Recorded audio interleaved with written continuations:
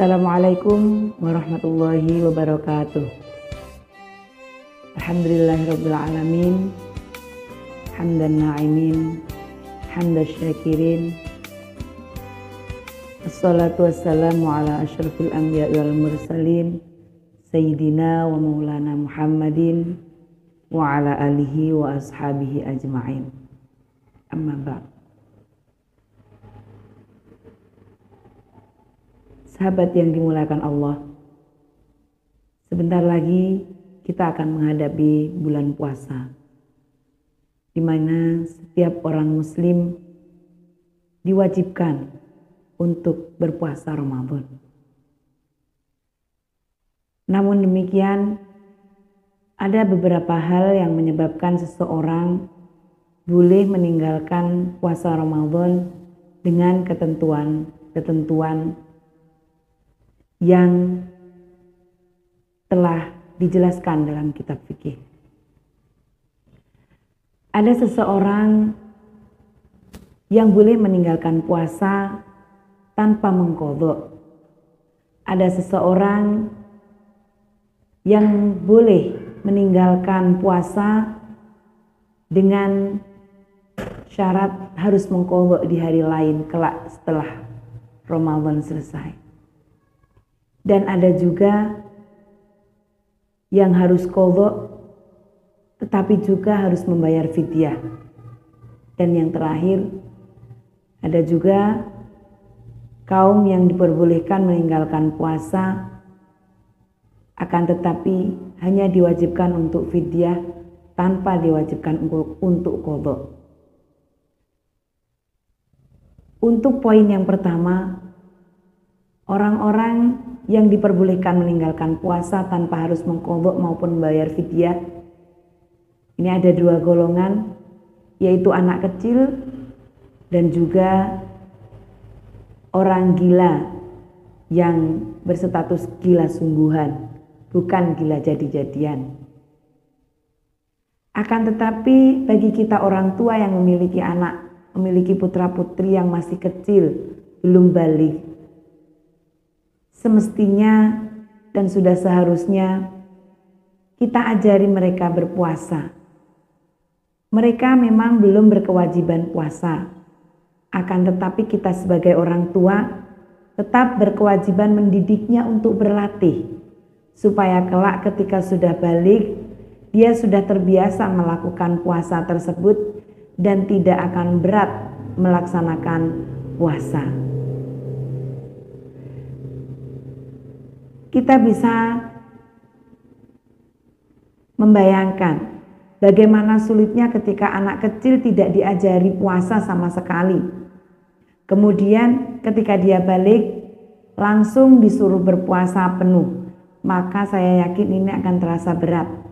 Sebagaimana sholat, yang mana anak kecil juga belum berkewajiban sholat, tapi kita sebagai orang tua tetap berkewajiban mendidiknya, melatihnya, membiasakannya sholat 5 waktu, sehingga ketika sudah balik mereka sudah terbiasa dan tidak kaget lagi dengan kewajiban tersebut. Oleh karenanya, semangat untuk para orang tua yang memiliki putra putri, utamanya yang sudah menjelang balik. Berikan motivasi kepada mereka untuk belajar berpuasa sehingga ketika nanti masuk pada usia balik sudah terbiasa dan tidak berat lagi. Yang kedua, golongan orang yang boleh meninggalkan puasa hanya diwajibkan untuk mengqadha saja. Yakni ada beberapa golongan. Yang pertama, seorang perempuan tidak berpuasa karena haid. Seorang perempuan yang tidak berpuasa karena nifas atau melahirkan. Yang ketiga, seorang yang pura-pura gila. Artinya gilanya bukan gila tingkat tinggi lah ya istilahnya. Ya itu.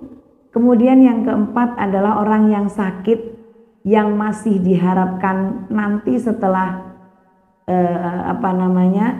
Lebaran, setelah selesai Ramadan, sekiranya dia mampu untuk membayarnya.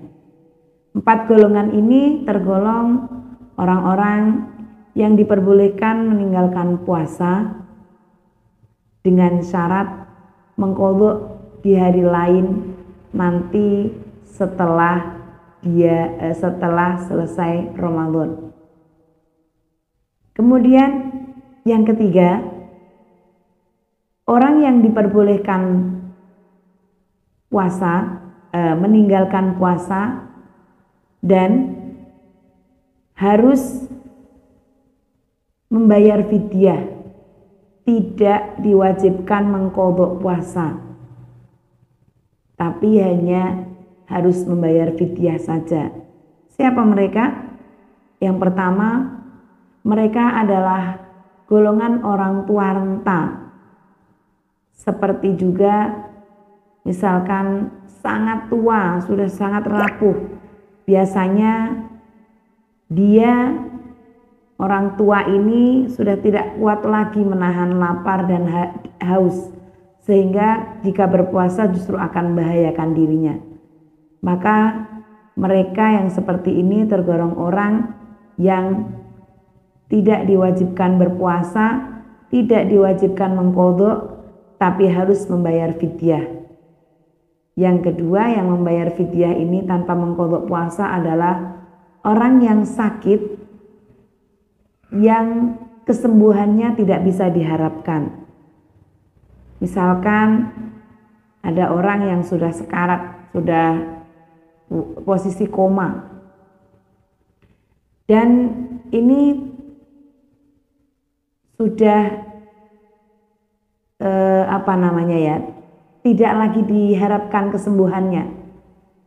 Jadi akan tetapi nyawanya ini masih ada, istilahnya masih bernyawa, masih punya masih dinamakan hidup, tapi dia kesembuhannya tidak bisa diharapkan, penyakitnya sudah terlalu parah. Maka oleh keluarganya dia bisa langsung dibayarkan fidyahnya hari itu juga, untuk saat itu juga. Karena fidyah ini bisa dibayarkan langsung di hari itu atau nanti setelah puasa Ramadan selesai. Selanjutnya adalah orang yang diharuskan mengqadha puasa dan juga fidyah, dua-duanya wajib. Qadha puasa dan juga fidyah. Ini adalah orang yang hamil, ya, orang keadaan hamil atau menyusui, orang yang dalam keadaan hamil atau menyusui ini boleh meninggalkan puasa. Dalam fikih dijelaskan bahwa orang yang dalam keadaan hamil dan menyusui boleh meninggalkan puasa di bulan Ramadan, tapi dia terkena hukum wajib qadha. Bahkan ada yang wajib qadha dan juga wajib membayar fidyah. Orang hamil ini, hamil atau menyusui, kalau dia khawatir akan dirinya sendiri, takut dirinya lemah, kok kemudian dia mokel, dia berbuka, maka dia wajib membayar qadha saja.